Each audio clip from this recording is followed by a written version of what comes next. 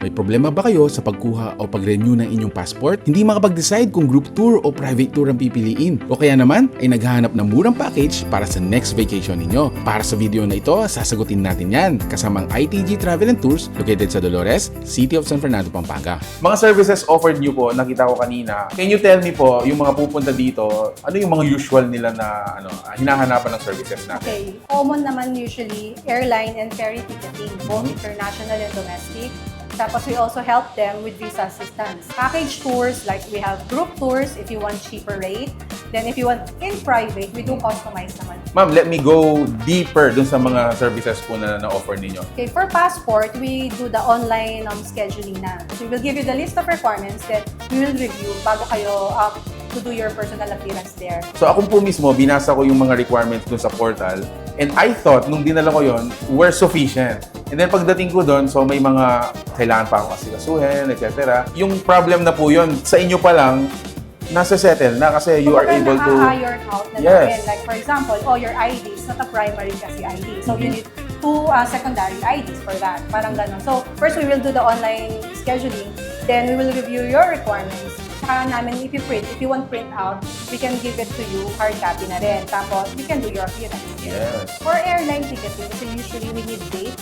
Then we can look, for example, kung yung passenger, flexible naman travel dates na lang, we can look for kung kailan yung mura, yun yung i-offer namin sa kanila. Yung iba naman kasi depende, they prefer, may preferred sila, strict date, fixed date. Tapos yung iba, they have their preferred airlines din. So from there, tatanungin namin travel dates, ilan pa, tapos kung may child ba, tapos kung saan destination, tapos kung may preferred silang airline. Sa mga first-timer travelers po, ano po ba yung difference ng group tour at saka dun sa customized or private? For group tours kasi, una-una, available dates yan are fixed. So, ikaw mag-a-adjust sa date nila. Pangalawa, they're very strict with the call time and itinerary. So, they have wake-up call, you need to follow the itinerary, and marami kayo inabas. Yes. So, siguro po sa mga viewers po natin na if you are considering group tour ba or customized, at least mayroon po tayong idea on what your budget are. Kayo ma'am, may experience po ba kayo na sumama sa mga group tours? I usually join group tours kasi cheaper rate siya. Doon sa mga visa assistance naman po, how can you help? We can help you with the online scheduling. Personal, kung yung mga personal requirements nyo, kayo magpa-provide nun. But yun sa travel itinerary, sa booking ng airline, and saka sa mga hotels, accommodation, kami na bahala.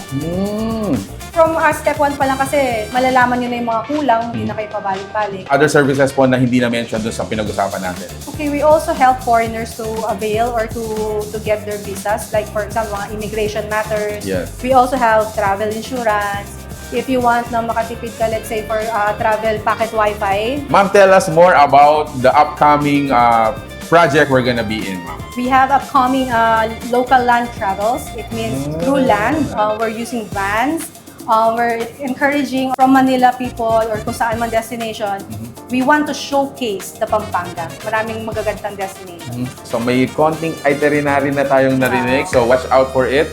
And for those who are interested to join, ayan po, message niyo po yung fan page we're gonna be including in this video. So thank you so much, Ma'am Iris, for all of the information you have mentioned. Yes. And we are looking forward po for another project, yung land tour tourism. Local land travel. Alright, so Pampanga, you're lucky because you're gonna get promoted. Exciting po. And hopefully, yung mga viewers po natin na you are looking for those kinds of services, you can drop by here, dito po sa kanilang Dolores, San Fernando branch, and you can avail of their services. Thank you so much po. Thank you po. Thank you so much for watching We're in Pampanga. Until our next discovery. Bye, guys.